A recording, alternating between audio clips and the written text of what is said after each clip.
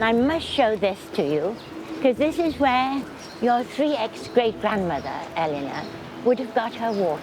No. There's a stream that's been flowing here for centuries, and we didn't have water laid on to the 20th century, so everyone had to come here. I love the fact that you say that it would have been Eleanor, my great-great-great-grandmother, that would have come and got it.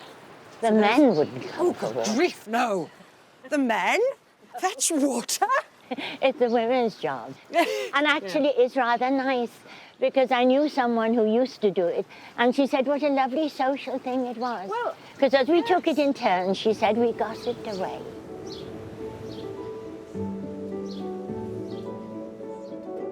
So this is Marine Terrace, Yeah. number 1. Is this it? Yes. Yeah. That's quite surreal to think that, he and his family walked in and out of this house, and I'm standing here now, Yeah. like And nearly 200 years later. Yes. It's a beautiful house. And the views across the sea, And Eleanor would have been able to see him go as far as the eye could see. that's absolutely wonderful. It really is.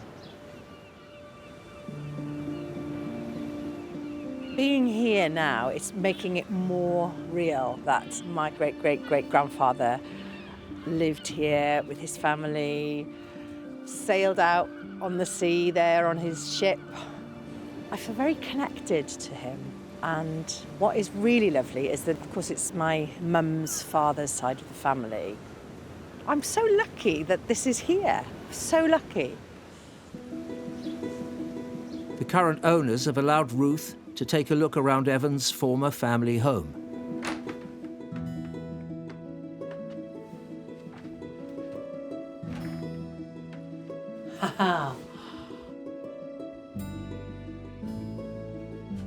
There's something quite, not spooky, because it's not spooking me out. It's lovely. Something quite calming about being here.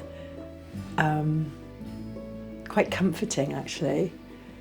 So the conversations that would have gone on in this hallway, you know, when Evan walked through the door after a few days at sea, you'd have been going, all right, Shemai, dwi wedi bod ar y môr am wythnos. I've been on the sea for a week.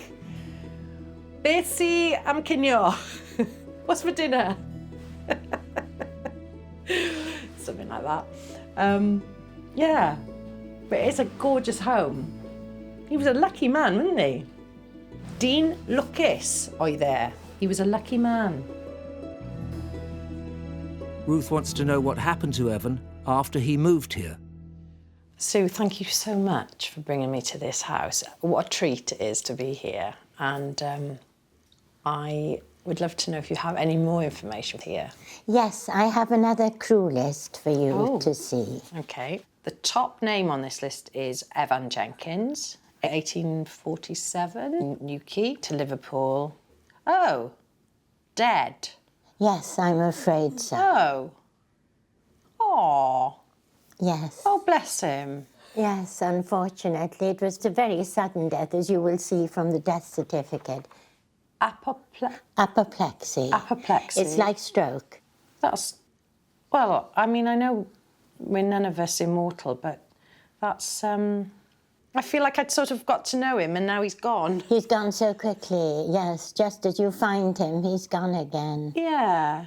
So he died in Liverpool? Yes, probably when he fell ill. The crew took him to a lodging house they knew. Oh, but it's so sad that he was not with his family and... Well, if you look at the crew list, you will see. John Jones, David Jenkins. That was Evan's son. Oh. So you see, he wasn't entirely without family. So his son was with him? Yes. David Jenkins, my great-great-grandfather. I mean, he was only 19, bless him.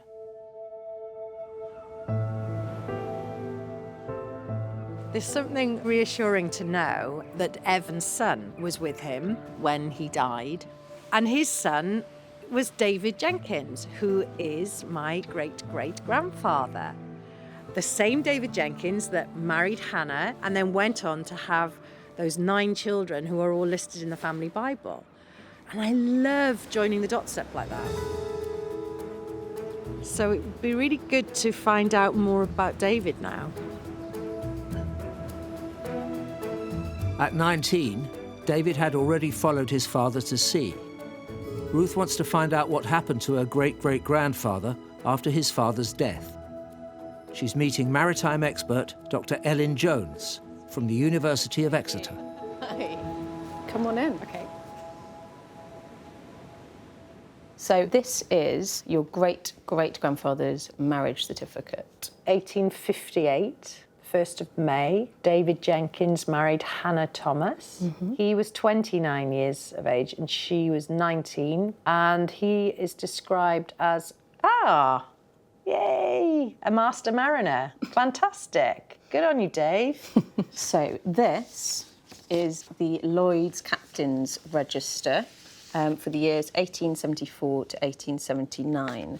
Now, the ship that he's master of here is called the Adela S. Hills. The Adela S. Hills was a ship that David Jenkins had almost half of the shares in, so he was a part owner. What is surprising is how much bigger this ship is than anything his father had previously been sailing. So I have an image here of the Adela S. Hills in all her glory.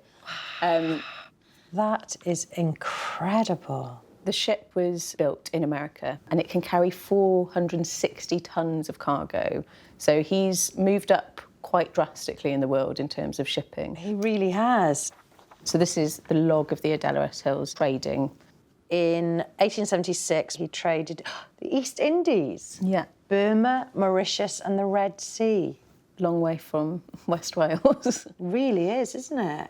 So we know that he went to islands off Western Australia. That's like mile. That's literally the other side of the world. It really is, yeah. He's gone global. He has, because when I think about his father, that was sort of quite a small area, I suppose, of travel, just going locally around the Welsh coast. And now it's become, well, like you say, it's global. And do we know what products he was trading in? We're fairly sure that he was carrying coal. By the 1870s, coal from the South Wales coalfield was incredibly popular globally. Yeah.